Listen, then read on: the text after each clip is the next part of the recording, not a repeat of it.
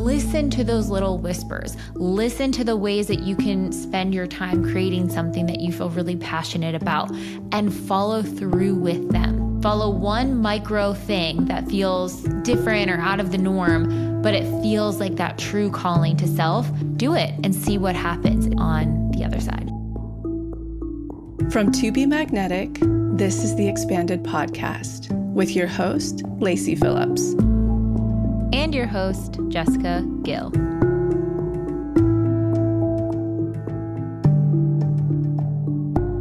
As the leading destination for neural manifestation, we dispel the woo-woo in order to help you create real, tangible results based on neuroplasticity, psychology, epigenetics, and energetics. Our goal is to normalize the practice of manifestation and empower you to get into the driver's seat of your life in order to manifest the experiences, relationships, and things that most align with your authenticity. And by pressing play, the process begins.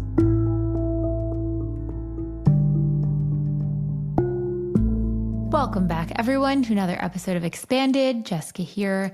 We are bringing back a highly requested episode theme for you guys. It's our expansion series where we break down a couple of manifestation stories from our members. I kind of give you some tidbits of how you can apply it to your life. And in today's episode, because we're in the middle of the Authenticity Challenge, I thought I'd also add in some questions so we can help you guys in real time navigating how to go about it. If you have not joined the Authenticity Challenge yet, I highly recommend it. I am having the most nourishing, supportive, aligned time going through it. I honestly think that this challenge couldn't have come at a better time because the themes that we're going through in there of understanding who our authentic soul essence expression is and where are we compromising it, where can we step into it further, where are we being tested in regards to it. I truly believe that if we are in full alignment with our authenticity, we have a lot more flow and support from the universe. It's less struggle and trying and climbing to get forcing and more of the flow, more of the surrender. And I notice when I really lean into those pillars of my authenticity, when I really prioritize them, when I really make space for them from a place of truth, things just work out. Things just line up. You're going to hear some examples of that in the episode today. But if you haven't joined yet, catch up. You have plenty of time. It is not too late. We're going to keep it open well into February. And then we're coming back together as a community on January 6th with a little live kickoff call. And we're going to craft our list together. If anyone wants to craft their list early, we're going to open it up right before the New Year's in case you want to do it alongside New Year's resolutions. But I've always found when it came to New Year's resolutions that week is so busy for some reason that I can't even connect to a grounded sense of self of what I want. And I need a little bit of buffering before I can get super clear. But the good news is I've been getting a lot of pings on different elements to manifest for next year, a lot of which are internal states. More on that in the new year. And if you are looking to give the gift of TBM, sign up for our referral program. You can get paid to help your friends manifest. If you invite your friends to the pathway, you earn a 15% commission from us, and your friends get 15% off their membership.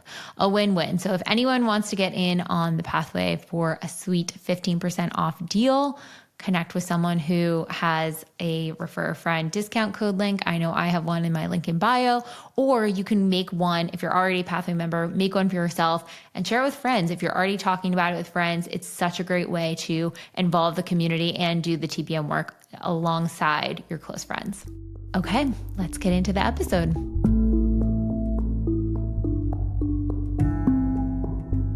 And now a word from our partners. Are you craving the benefits of an infrared sauna but don't have the space or don't want to pay the hefty price of a large sauna in your home? Look no further. I highly recommend Bond Charge's infrared sauna blanket. This blanket has been game changer. I had it in my old apartment and I brought it to my new house and I truly cannot live without it. I am someone that really sees the impact of sweating in an infrared sauna regularly. It can improve your cardiovascular health, help with pain relief, improve your sleep, boost your immune function, help with your skin health and your skin tone, wrinkles. It can stimulate collagen, detoxification, stress reduction, improved mood, increased circulation, and boosted metabolism. I truly see the benefits specifically in my skin and my muscles and my joints. If I'm working out really heavy or if my joints feel really tense and tight and I do the infrared sauna regularly, it starts to feel so much better and more easeful, and I recover faster, specifically from my workouts, from, muscle growth, all of those things, and also detoxification. My skin just glows. I feel better. I feel like my metabolism is boosted because I'm able to digest quicker. It has been so, so helpful and key. And I can really notice the difference on the weeks that I do not use the sauna blanket. Sometimes I can get lazy and not go in there, and I notice, oh man, I'm really missing out on that important tool. And the reason I love Bon Charge's sauna blanket over any others on the market is because 1, they have the lowest EMF, and 2, you can go in completely naked. Other sauna blankets, you have to pack layers of clothing on, and even then I feel like I'm moving around my body so often because things are getting too hot in certain places. Bon Charge's has the most incredible layering in their blanket, so you can go in completely in the nude, feel comfortable, don't have to move around, and get your sweat on. If you want to try out Bon Charge's infrared sauna blanket, blue light blocking glasses, their red light protection, any of their other products, they have such incredible stuff. Go to their site now and use code magnetic25. They have their holiday sale going on right now, so now's the time to buy for 25% off. Again, that's all caps, magnetic, MAGNETIC, 25 for 25% off any Bon Charge item while the sale lasts. And don't forget, their products are HSA and FSA eligible. Okay, go get your sweat on.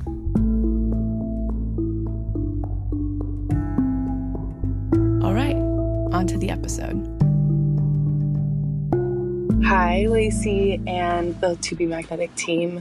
I feel like I've manifested something so amazing. I've been telling everyone about it. When I started doing the manifestation work back in December, my friend during shadow work kept telling me how I was playing small in my relationship. It was a marriage I had been in for almost 10 years. I knew starting the work, I could tell he was the biggest block. He was where I was settling in life. But I worked on all of my blocks before getting to that one. Once I decided to divorce him, I wrote down where I was in my relationship with him and then where I wanted to be in a future relationship, calling in someone.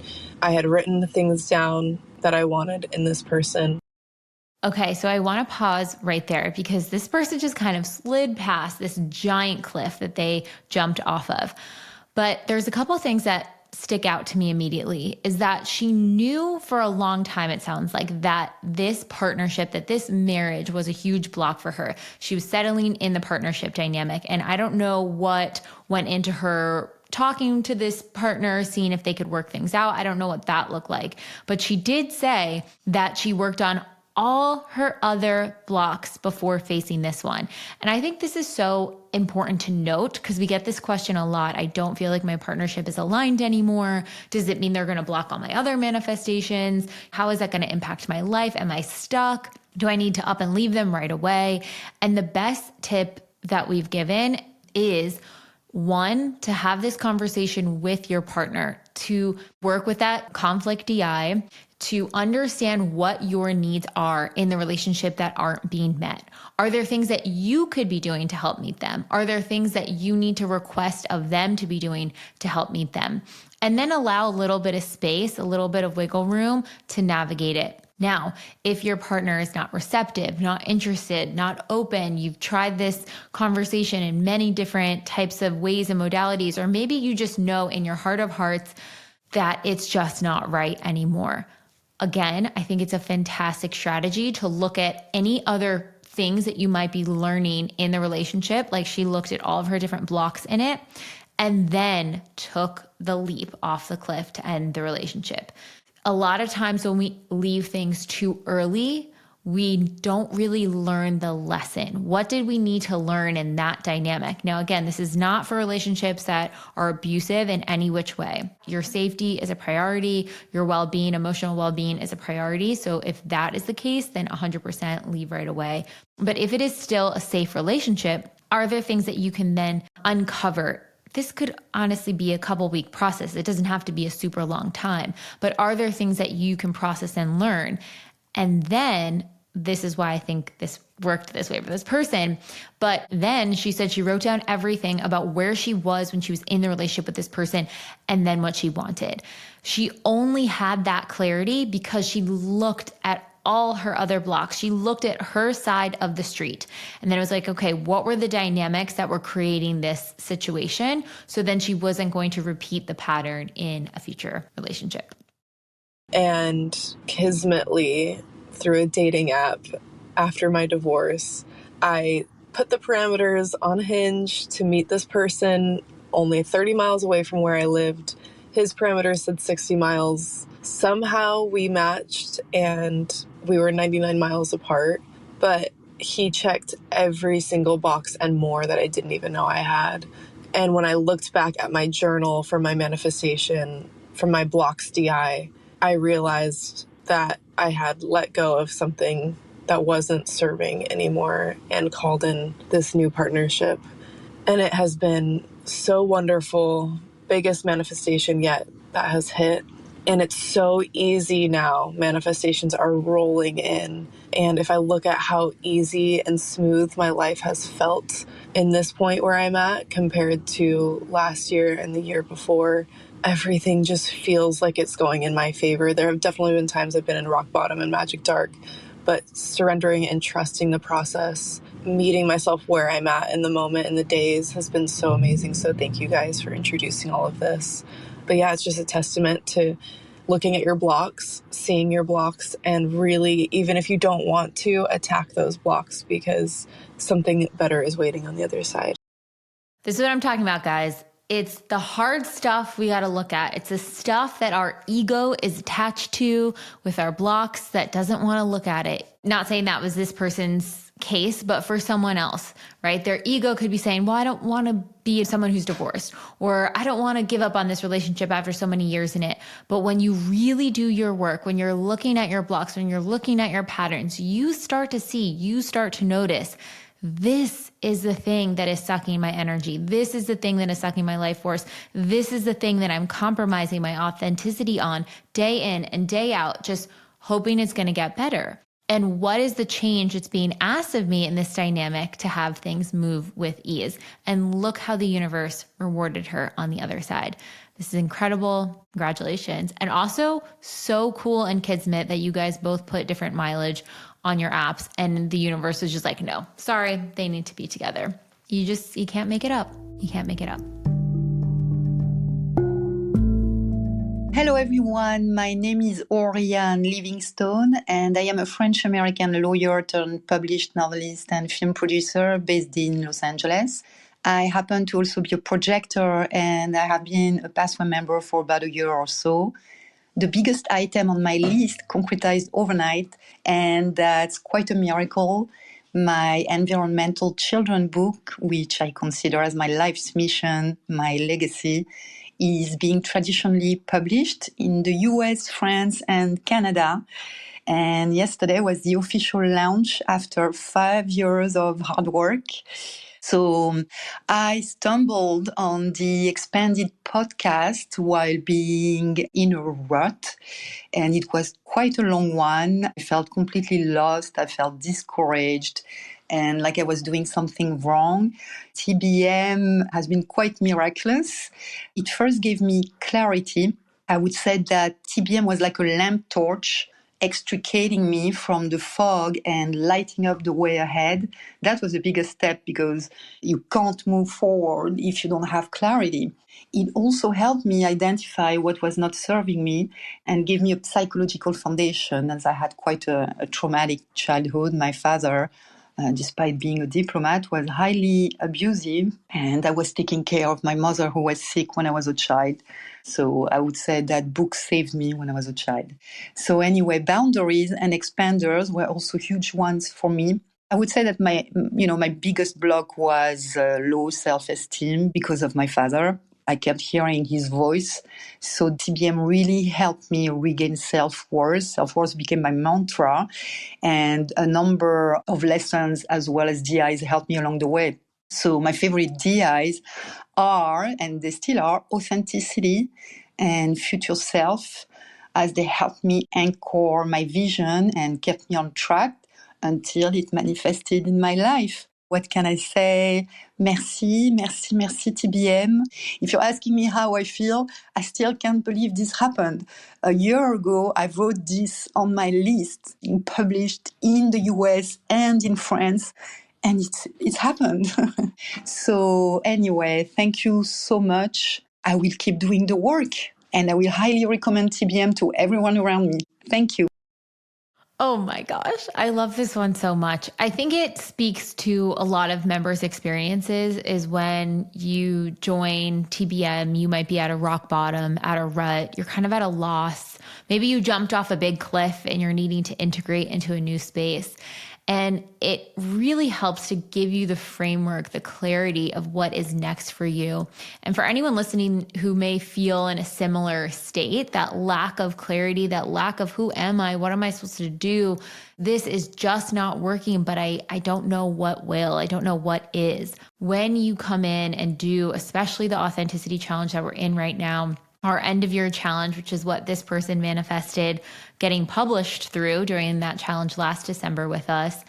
When you do it, especially alongside the community, interacting in the community group and just noticing, picking up on the expansion that's kind of all around you, I think it allows you the ability to see your truth, to see your greatness, to see your potential, to dream bigger. In week 4 of the Authenticity Challenge coming out in January, we have an exercise on the dream life, and we have a dream life DI where you step into a day that feels so nourishing for you. Just thinking bigger allows you to crack out of that tiny limitation that you may be living and operating out of right now and allow you to see the big picture, allows you to see beyond what your circumstances are at this moment. And like this person is saying, they cannot believe a year ago that they wrote this down and here they are living that out. That is not an uncommon experience in this community because the things that you write down now feel like, how am I going to get there? But through this year of TBM, through this work, through showing up for yourself, through looking at those blocks, reprogramming those neural pathways, reinforcing the positive. She did a lot of reinforcing DIs to support her, to counter that negative example that was in her mind from childhood. I also want to just highlight here for this one in particular, I got the chills when she talked about how books saved her from a really traumatic, challenging childhood. It allowed her to escape in a lot of ways. It gave her safety. It gave her peace. And I'd be curious to see how many people's big manifestations connect back to giving your inner child something so beautiful, and how cool it is that in manifesting it, you can have a corrective experience and really honor your inner child in so many ways. Great job. Congratulations. Hi, this is such an honor to even be able to connect with you guys at TBM, leaving this voice message. My name is Albiona Rakipi. I have been doing the TBM work since about, I want to say it was either 2020 or 2021 that I was introduced to your work, and then went ahead and did the full membership, and I loved it. So basically what started off during COVID, and I held a very high position in my job. I'm a pediatric speech therapist, and I've worked with children and families, children mostly who have different medical diagnoses and disabilities for years. I was a teacher prior to that with background in early childhood development. And what I started to realize in 2020 and in 2021 and moving forward was that I really, really craved and was trying to just call in more time and spaciousness. I was really working a lot of hours and loved it, loved what I was doing, but knew that I needed to dwell in a more creative space and be able to step out on my own. I just didn't know what that would look like. I want to pause there because she said something really key in this. She said she was trying to call in more time and spaciousness, and the work that she was doing, she really loved. She loved what she was doing, but she wanted to be a little bit more creative and she wanted more time and spaciousness. Now, I think this is important to clock because a lot of times when you hear examples of people wanting to manifest new careers or new job paths or ways of doing things, they're really unhappy and unfulfilled in their job. But what if you are really fulfilled or somewhat fulfilled in the work that you're doing, but the way in which you're doing it is draining your energy, is draining your life force, and you're craving time or spaciousness or creativity, other elements? This is where you can start to allow openness and curiosity to come in about what it could look like to get those needs met of time and spaciousness, but be doing something you love. And in some cases, that's going to mean reorganizing how you do the work that you do. Sometimes it might mean leaving doing the work you do in that capacity, in that framework, and moving it to a whole different type of innovative way of doing that. If you think of the example of Lacey, she really wanted to be an actress and public speak and perform and all of these things, and that lit her up genuinely.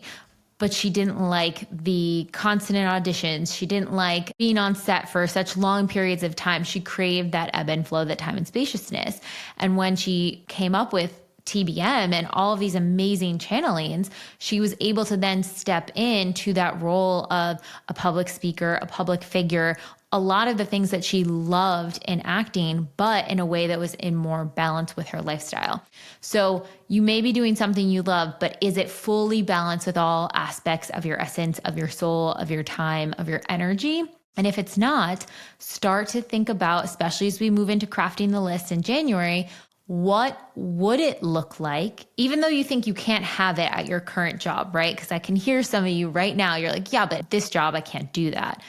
Okay, even if you can't have it at your current job, what would it look like to get all your needs met out of that dynamic? What are the core essence of those elements? Just start thinking about them.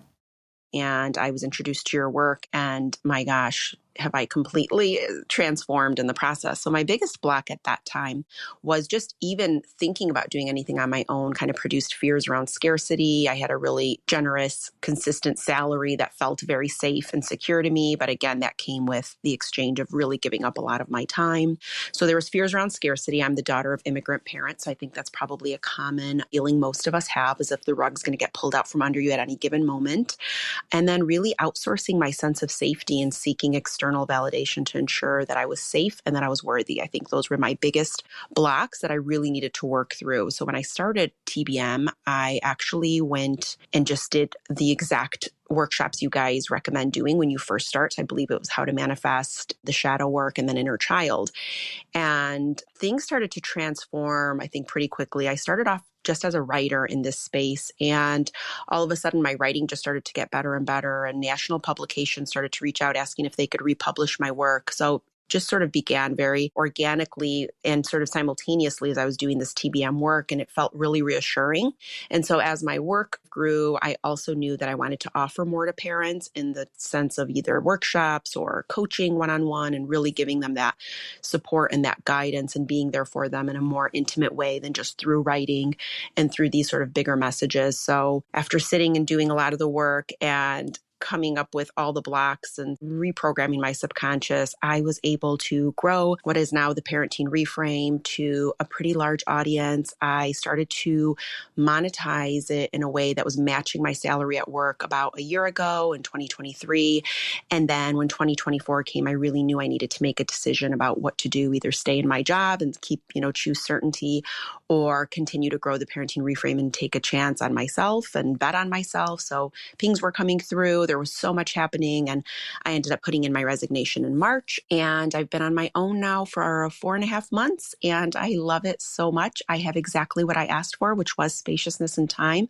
I'm creating, I'm writing, I'm working on a book proposal right now. My TikTok audience has grown to almost 200,000 followers. I've 10x'd my email list. I write on Substack, and my audience continues to grow there. It's just been so incredible to see all of the things that come. I think the biggest biggest lesson for me in this moment is to stay really present and to sit with the work and to just really allow the unexpected in, right? And to not assume that I know what's next, but to really just sit with it. So I've loved it. I know I'll continue to do this work, and I'm just so grateful for everything you guys have done. There are a lot of ways you can do this without feeling like you're completely vulnerable and making a mistake. But ultimately, it's been the pings, the intuition, the trusting of self that has developed through TBM's work and through other modalities that I've used. And it's just been incredible. And again, from the bottom of my heart, thank you so much for everything you guys do. Oh, I love hearing stories like this. This is so good. So there's a couple things I want to peel out of this to help you guys. So if you catch it in there, she says that in 2023, she was making as much as her corporate job. And one of the elements with the corporate job was seeing that it was going to give her the safety, stability, and validation that she was looking for. She wanted to still get that, fuel that, have the support she needed there if she was going to do it on her own. And when she made the jump to leave her corporate job, she didn't do it the day she started her Substack. She did it when she got to a place where her side passion was making as much as her current corporate job.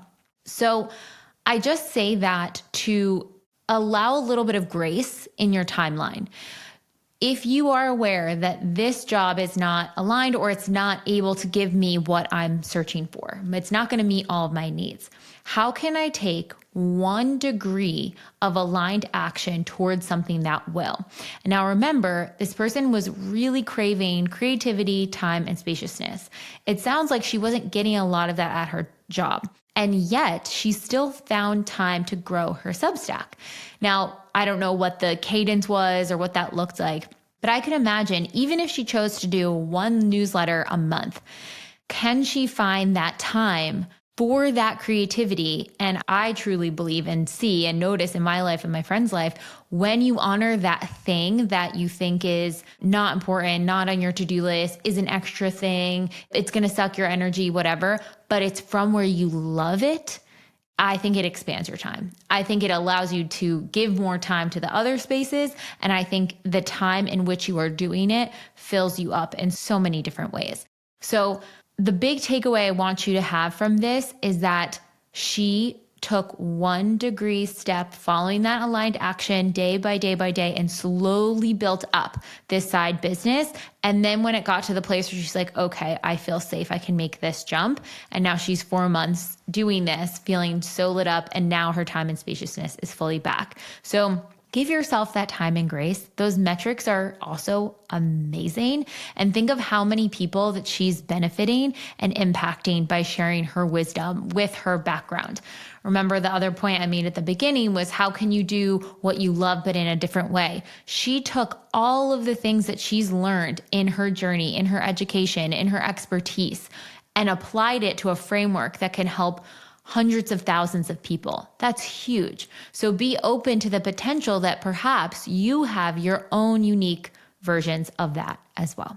And one other thing I wanted to touch on with this is she makes a mention of following the pings, trusting her intuition, and trusting herself, which has allowed her to follow through with these actions. So listen to those little whispers. Listen to the ways that you can spend your time creating something that you feel really passionate about and follow through with them. It's one thing to get them. It's another thing to do them, but just have a little experiment with yourself. Follow 1 micro thing that feels different or out of the norm, but it feels like that true calling to self. Do it and see what happens and see what results on the other side.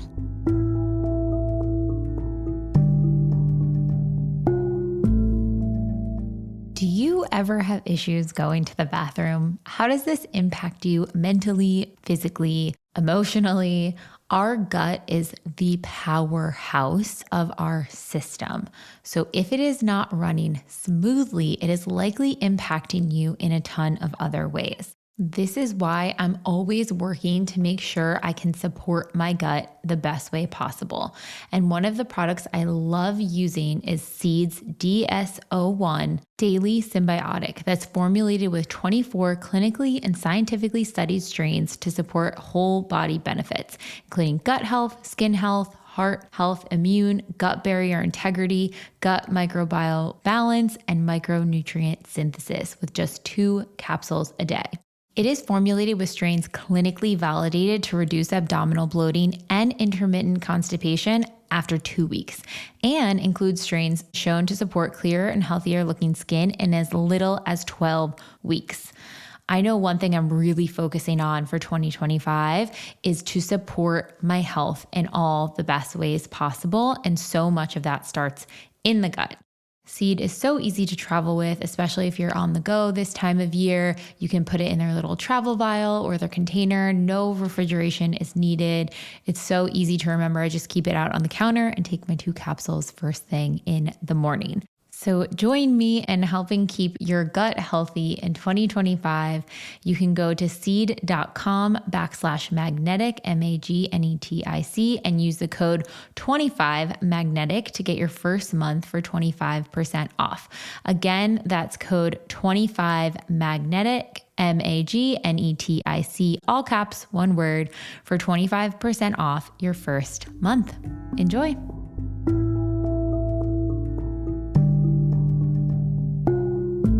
Now we're going to dive into some questions for you guys. So I'm going to help give you some guidance as you're navigating this authenticity challenge. Hi, my name is Dallas, and my authentic code is connection to self and others, luxury, joy, and nourishment. And something that's been coming up this week, looking at where I compromise my authenticity, is not so much in my interactions always with others, but I find I go away from the interactions and then I second guess myself. Did I say too much? Did I share too much? Are they going to dislike me because of what I said? And how does that play in compromising? Is that nitpicky, or how exactly does that interplay with compromising my authenticity?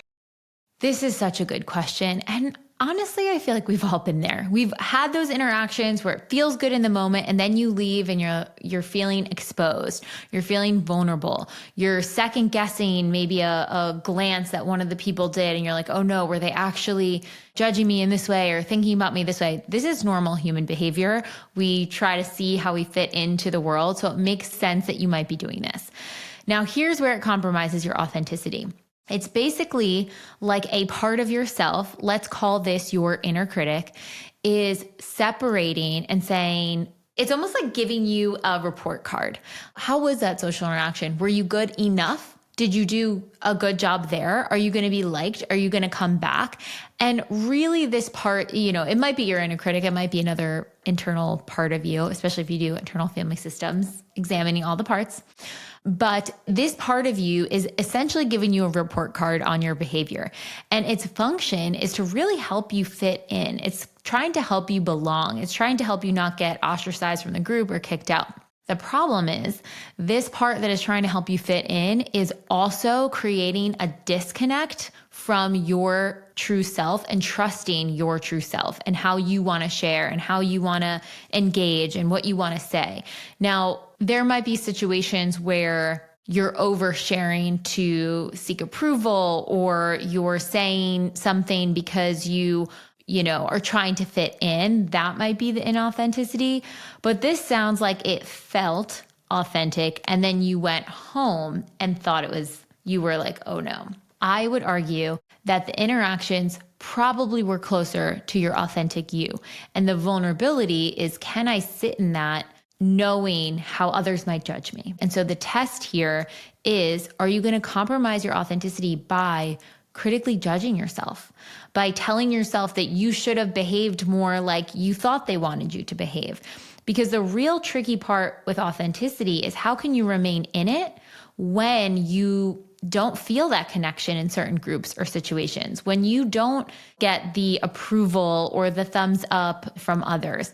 It doesn't mean you're always going to be rejected. It just means you need to find new and different spaces that reflect your type of authenticity. Because I think there's a friend group, there's a community for everyone to really belong and feel safe and feel themselves and be able to express. And so if I were this person, I would look at, okay, What does this part of me, this critical part that's examining how I behaved, what need are they trying to get met? This is where I would pull out the driver's seat DI. I would really try to understand this part. And then the other thing I would do here is I would examine the relationships with the people you spoke to. Do these feel like safe relationships? Do I feel safe to be my true self? Do I need to rethink these relationships, or do I need to give them time to open up? Do I need to see the good in them instead of the fear of what might happen? So I think the first step is really sitting with that inner part that is just trying to protect you, but it's doing it in a very unhelpful way because it's telling you that you cannot trust yourself to show up as your true self. And that's where we start to disconnect from our authenticity. That's where we break off. So how can we welcome the authenticity back in, letting it know it's safe to be there? Self-love DI is also really great for this because you can sit with that part and be like, yeah, I hate when I go on about XYZ. Oh God, that's so annoying. You know, in those friend groups, are they not going to like me? Just have a little compassion. Okay, Jess, I saw you trying to fit in there and that felt weird and uncomfortable. And now we're overanalyzing it. Could we let that go? You're okay. They're nice people. They will accept you and I accept you. That's the real root. Can you accept you even if those conversations didn't go perfectly or how you thought they should go, or maybe you overshared more? Can you sit with and accept, all right, I'm not perfect. Maybe today I did overshare and it's okay. Sending you love. Hi, I just started week 2, and I feel like one of the ways that I sometimes don't feel like my authentic self is that I don't really tell people that are in my life that I'm doing this work. And I feel like for a very long time, it was sort of a protection thing. Like I was trying to protect my inner peace and step away from asking everyone else's opinions about what I needed to be doing with my life. And I feel like that was really helpful for me. And I was able to kind of move into a space where I was choosing things for myself only based on my own opinion of myself.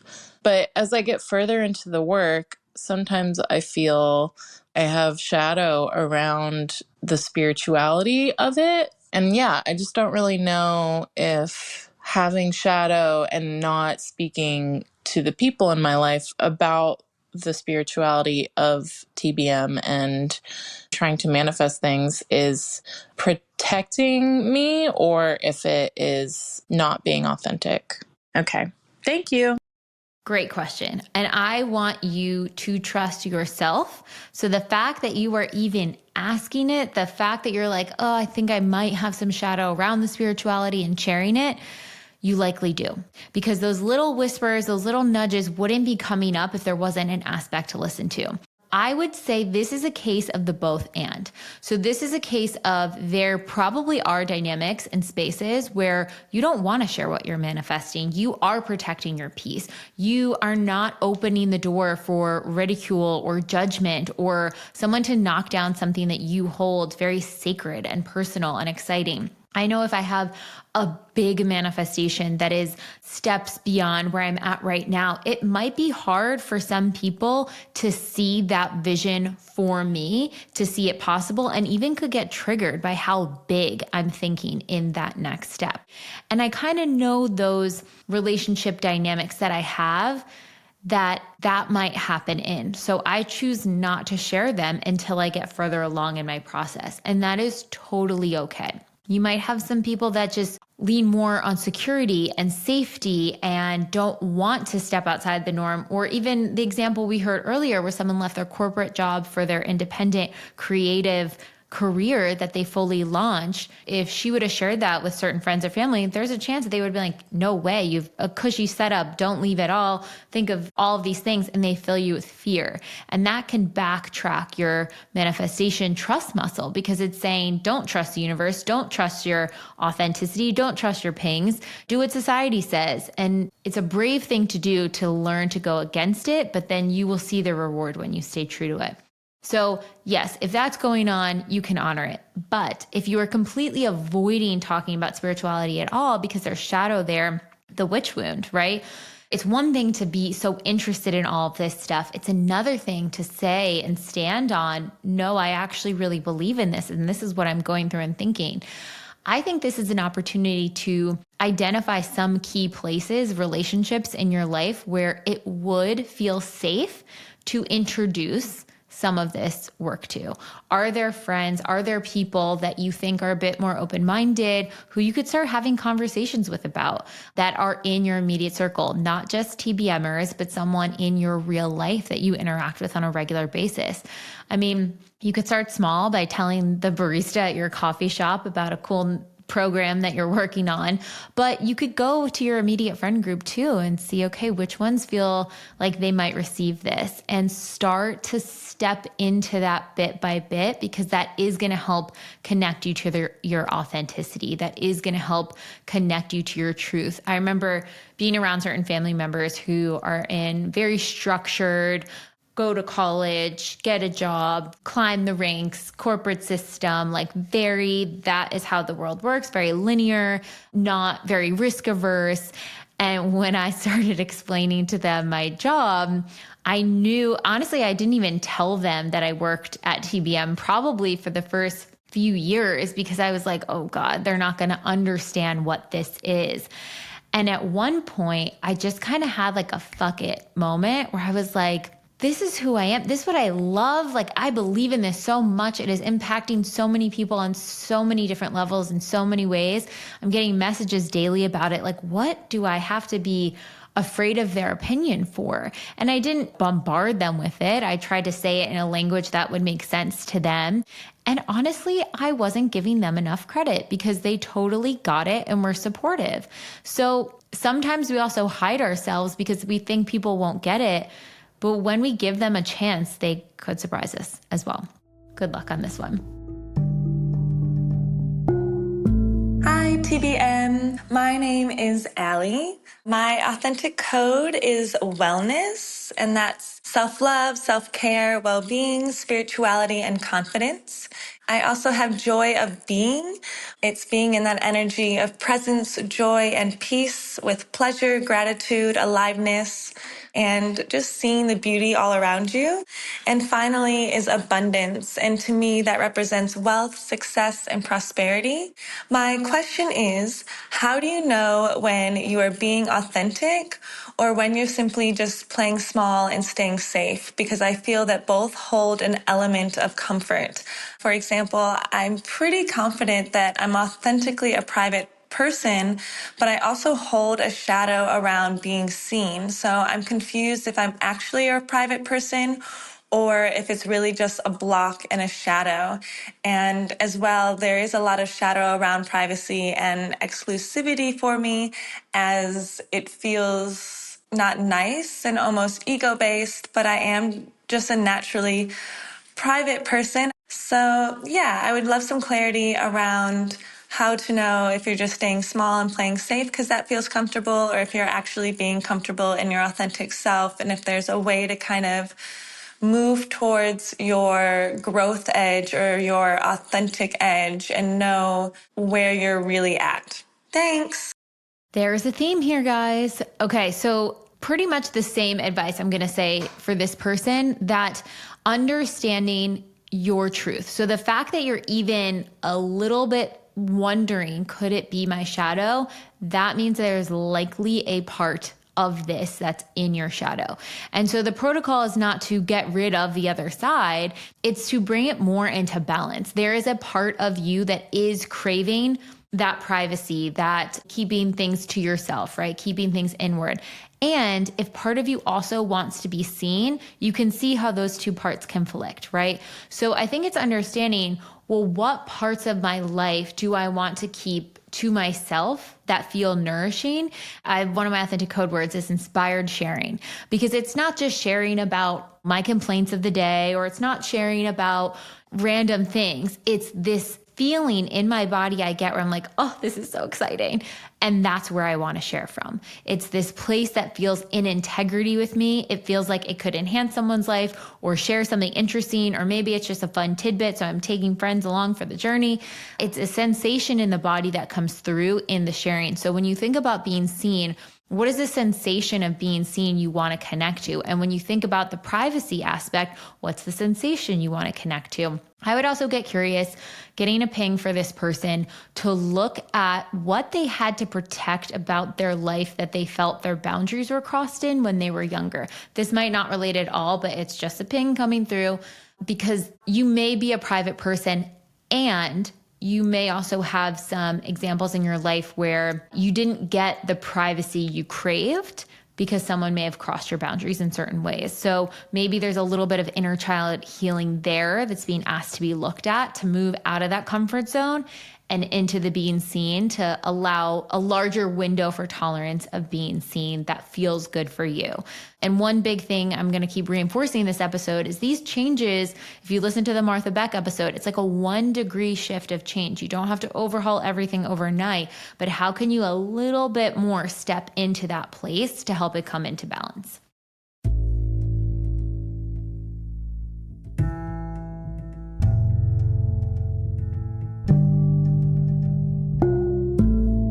By now, you're starting to get the feel for TBM. Maybe you've heard about our workshops and you're interested in manifestation, but you just don't have the time or energy to sit down and do self-help work. We totally get it. In fact, that's why we created the Daily Practice, which is our massive library of self-hypnosis tracks that you can do anytime without having to jump into a workshop. We call these tracks our deep imaginings, or DIs. DIs are different than normal meditations because we designed them using a combination of self-hypnosis techniques, deep theta waves, EMDR-informed tools, and somatic experiencing.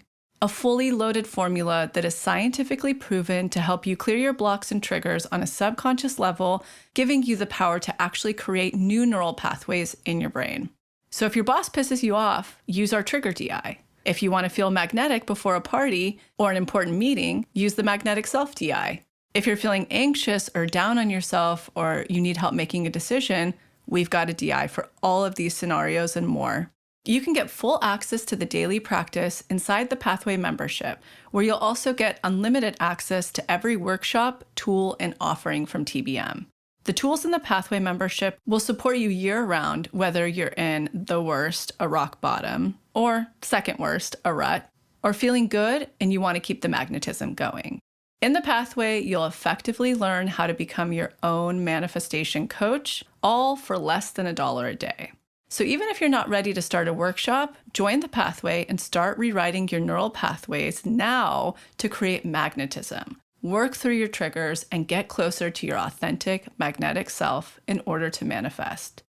And we have our big end of year challenge, our authenticity challenge, going on right now, where you can ground into your true authentic self, your soul's essence, your soul's desires, and truly manifest the life you desire from that place.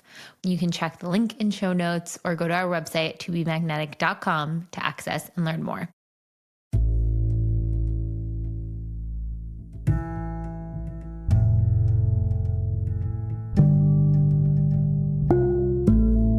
My authentic code is freedom, connection, nature, and wellness.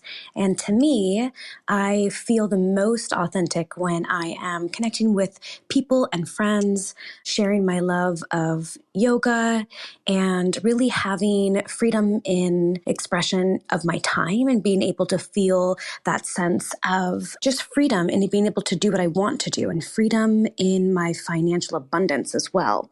Right now, I am compromising the most in my authenticity when it comes around to my work, what I'm currently doing as a job. And so my question is, I'm currently in a bridge job. I'm not where I want to be yet, but I accepted a position that I knew was not going to completely fulfill everything in my authentic code.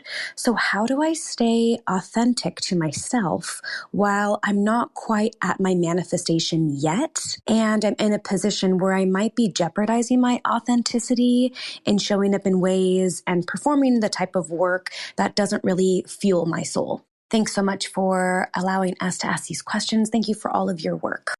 Such a good question. I think your expander is on the earlier question where she manifested moving from the job where it lit her up in some ways, but in a lot of other ways it didn't, which to me is a bridge, and moved into a career path where she actually is fulfilling every single piece of her authentic code. Bridges are great. A lot of people want to get out of them because it's not the full manifestation, but we need time to integrate. We need time to learn the lessons, to be on the journey of life. There are so many benefits that come from being in bridges, especially bridge jobs. There could be a financial benefit, financial expansion, even if it doesn't fill everything up in our soul. So I'm going to give you an example of when I was in a bridge job that I was using to stack my FU fund up with money at the time. It was a creative project that I liked, but it didn't light up my soul. And the working style, the environment was very long days in an office setting. And the work was a little bit tedious and boring of a writing process. It was for a production company.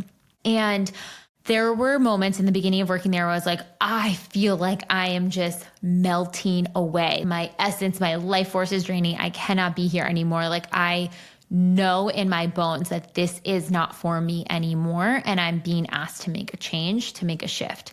Now, in that knowing, it creates a couple different paths. One path is I could keep doing that and keep getting jobs in that level and stay there and be miserable and stuck and complain about my job, but never actually see any change. There's a lot of people that just sit and complain about their life, about their job, but they don't ever look or think or find expansion in the idea that things could be different. They could be in a different type of situation or setting. They can't manifest into a different situation. Because I was already familiar with the TBM work, I knew that was not an option for me. I knew this was a sign, this intensity to not be there was a sign that the universe was guiding me somewhere else. So now I have this option where I don't fully have my FU fund yet. I don't have clarity on what the exact next path or step is, but I know the day-to-day here doesn't feel good. How can I take my power back if I have to give so many hours? And these were like, I had to get up at 7. I was on the road by 8. I was there from 10 of 8 till 7 at night and then an hour commute home. Like it was a long day. The majority of my day was filled with this job. And so I said, how can I take my power back in the little time I have in order to help set me up for whatever is next? And so what that looked like for me, I got really clear. I allowed any pings to come through. I kept writing down new pings as they would come up. But on the commute, I made a commitment with myself to listen to the podcast and any educational tools I needed that was going to help me on the next step. So for me, that was like a lot of spirituality podcasts, a lot of psychology podcasts, a lot of early expanded. And that was my pleasure, that hour commute there, hour commute back. I was like, cool, I can't wait to like sit in and sink in and absorb all of this information and just expand my consciousness of what's possible, be in the conversations that are helping to inspire me. The other way I did that is I set my alarm slightly earlier, which I am not a morning person, guys. I am a night owl through and through, no matter what I've tried to do. But I knew I was too exhausted at the end of the day to do any of it. And I set my alarm a little bit earlier and I would do a DI in the morning to set myself up for the day. I think at the time there was like one deep imagining, but this thing was on repeat. And I would write down any tests, triggers, and pings that came through that day. So I was still in process, like, okay, universe, guide me. What is the next thing? What do I need to know? Where should I go? Where do you have me go? What do you have me do? I think that's paraphrasing a quote or a principle from A Course in Miracles. And I really sat with that and thought about that as I was going about my day. And then the third thing that I felt like I took my power back in was I would meal prep really incredible, nourishing, yummy, delicious food. So when it came time to eat, especially in those work settings, when you're under bright lights, you're stressed, you're on the computer all day, you're doing something you're like pretty bored at doing, there could be the instinct, or there was with me, to like order out or get food here, get food there. It's not helping me build my FU fund. And I also don't feel like my energy doesn't feel good after. So I made sure to make really healthy, nourishing meals, meal prep. And those meals I still think about today, which is so funny. I should just start making them again. But there's a little bit of an example for you guys. Where are those tiny little moments you can take your power back? You can take your authenticity back 1 degree at a time. And then it will eventually, and for me, I mean, you can listen to my TBM manifestation process, my career episode on this, but that ultimately led me to manifesting what became my absolute dream job. Hi, my name is Jean Ann, and I've been doing this work for about a year now. My authentic code is self-care, expression, growth, and freedom. And I definitely think that I compromise my authenticity when I don't say what I really mean. I just always am afraid of conflict or someone not liking me or being rejected and being abandoned. And so I know what people want to hear. I tell them that, and that makes me feel not seen and small, and I'm really working on that. But my question is, how do you know if your goal, your want, your manifestation is coming from an actual true place of authenticity, or is it coming from ego? Because as a storyteller, singer, writer, performer, expression is everything to me. But how do I know that that is really coming from the authentic place and not the ego saying, but if you're successful, all these people will see you and love you and celebrate you. And that's also something that I want, but I feel like that's coming from an ego place. So that's my question. I really, really want to come from a place of authenticity. And I don't know how to tell if it's that or if it's ego. Thanks. Oh, good question. Okay, 2 pings were coming through immediately on this. So the fact that you have difficulty, you tell people what you can intuitively sense they want to hear versus what you actually feel is going to help you create better clarity and break up the ego defense that's with the career. And it doesn't seem like they would connect, but the aspect of you that wants the storyteller, singer, writer, performer career is that line you said, like, if you're successful, all these people will see you, love you, and celebrate you. So because you are still feeding people what you think they want to hear, that need for that connection is going into your career and probably blocking it in some way. Now, this is not to say that being that creative, expressive person is not part of your authentic code. Sometimes part of our authenticity, part of our manifestation is authentic and not from ego. And there are layers around it that are our ego, that are going about it for reasons to make our ego feel better. I would guess if this career, if you're like, I'm so lit up by it, I love the process of storytelling and writing, like this feels so good to me, I would do it. The good question to ask yourself if it's ego or not is if you had all the resources, you were fully supported, and you couldn't tell anyone that you did it, would you still be doing it? Another way to frame that in a different sense, just a thought exercise, is if you could be doing it every single day, but no one knew that you did it, would you still be doing it? Would you still have the passion to do that? And if the answer is yes, then that's part of your authenticity. But if you would only do it so others could see you as this person who does it, that's where it's part of your ego. And so if you do really want all these people you know and love to see you and celebrate you, actually what I would manifest is creating spaces and places in your life today outside of career where you can have more love and connection, or relationships where you feel seen, held, and celebrated in different ways. Because it doesn't have to be through the channel of your career. And you also don't want to have your career be something where you need to feel validated in that success in order to feel worthy, good enough, etc. Because the career is going to be at its full potential is when you're not relying on it for that. So the biggest advice, the biggest takeaway I would say for this person is start to work on those places where you notice you're compromising your authenticity in order to get the support reaction from other people. Because what you're doing is you're trying to get that celebration from others by telling them what you think that they want to hear. But in doing so, you're disconnecting from yourself. So can you start to say, okay, what would the worst case scenario be? Worst case scenario, one of my favorite DIs, if they didn't like what I had to say, would I be okay?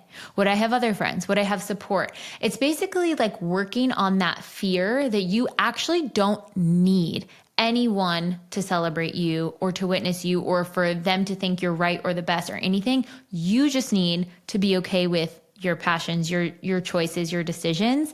And when you can come from it from that place, you actually wind up getting the support and the love and all of the things because you don't need it. You're not in that dog paddling energy for that anymore. So can you work on the fear of this inner child part that thinks that the way to get this celebration and love from others is by telling them what they want, basically morphing yourself into their version. But in truth, the way that you get love is by connecting to the love that you have for yourself, the respect you have from yourself, and other people mirroring that back. So hopefully that's helpful. But it's not as black and white as you may think, especially with authentic code pieces. It could be part of your authentic code.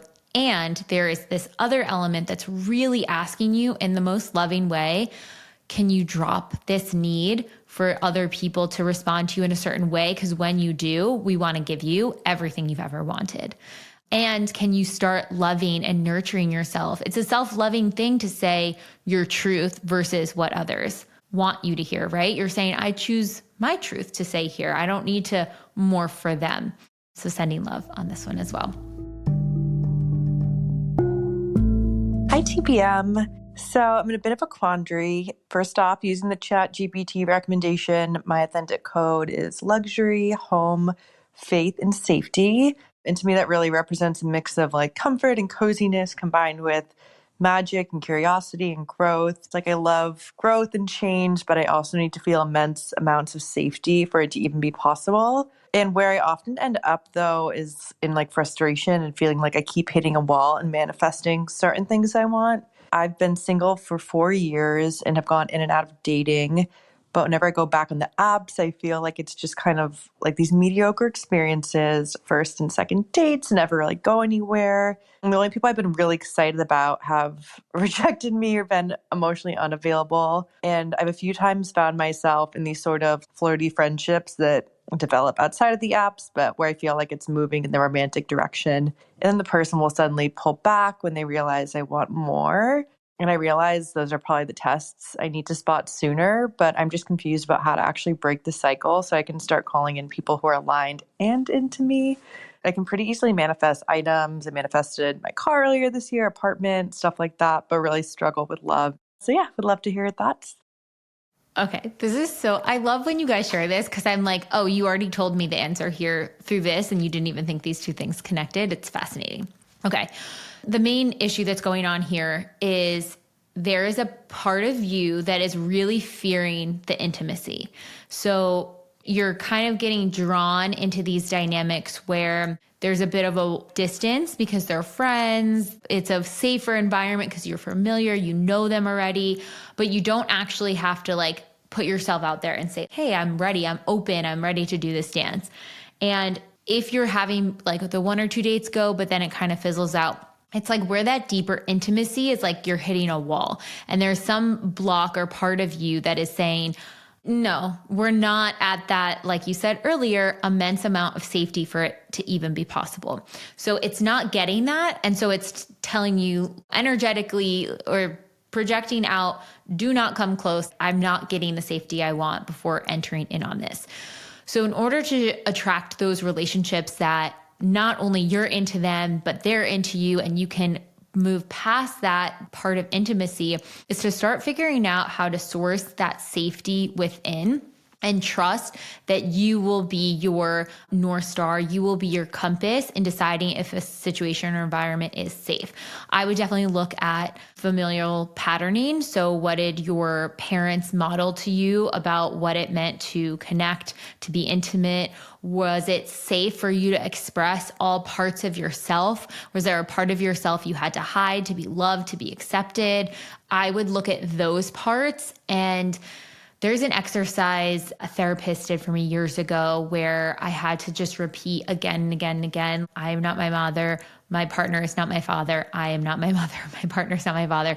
Again and again. I don't know what your parent dynamic looks like, but our kids' brains can really pick up these elements and these pieces. So I would maybe look at, am I repeating this push away wall because it feels familiar to my parents' relationship, or am I doing it because I didn't feel that intimacy or connection with a parent? There could be a million different ways in which this plays out, but that not feeling safe enough is what is cooking up and pushing away that intimacy to that next level. Also, I like that you mentioned the word frustration. I'm so curious in human design, if you're a generator, strategy is frustration, which means this is a beautiful test. This is like a soul test to help guide you back on your path. And so kind of the question from the universe to you in this dynamic, when you're feeling that frustration, is how can I source my safety from within? The self-love DI is huge for that. The safety DI is huge for that. How can you remind your body, your nervous system, your soul, you actually are safe right now?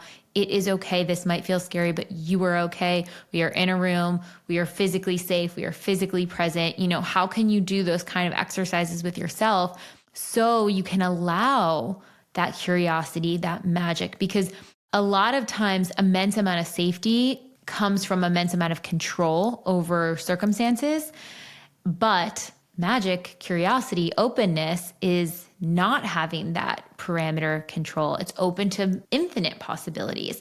That can also feel safe. So it's moving that 1 degree towards how can I feel safe here? And when you can really sit with your inner child in that dynamic around why don't you feel safe here? Is there something I can attune to you for? Where do you not feel heard? Where do you not feel seen? The inner child DI is great for that. Validation DI is great for that. That is going to be that shift for you in this dynamic. Sending you love. Okay, thank you guys all for submitting. I'm so excited to just connect with you guys and read some of these out for you. I hope this was expansive for you. I hope you got some nuances of how you can work with this. And I also just want to reiterate, especially on the questions, trust your own truth. I am sharing what I'm picking up on reading by this small, tiny bit of a submission from you guys. Take what resonates. And if something doesn't resonate, leave it. I think one of the biggest elements I want you to take away from this authenticity challenge is that you have the truth for you within you. You don't need to listen to someone else or get a specific prescription. So many of even the questions, you guys had your answers almost in there in the way you were asking it. You were just looking for someone to confirm what you already knew. So test that theory, journal to yourself, be like, hey, inner self, or hey, higher self, tell me, how should I navigate this? What's coming up here?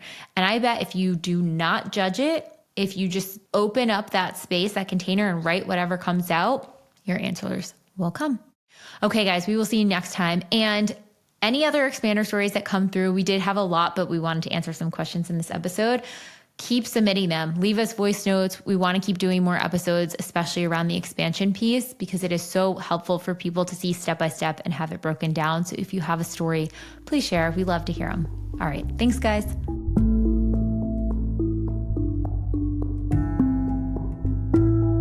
I hope you all enjoyed that episode as much as we did. And if you're starting to get a feel for this to be magnetic manifestation process, but aren't completely sold yet, let me point you to some of our free offerings. You can check out the expanded podcast episode called How to Manifest Anything You Desire, where Lacey, the founder, and I break down exactly what this process is all about. You can check out The Motivation, which is our testimonial library with thousands of testimonials of people who have manifested wild things using this process. Or you can check out our free mini workshop to find out why you're not manifesting and listen to one of our proprietary deep imagining audios where it's going to help you drop into your theta state and overwrite low self-worth limiting beliefs. Enjoy! We'll see you next week.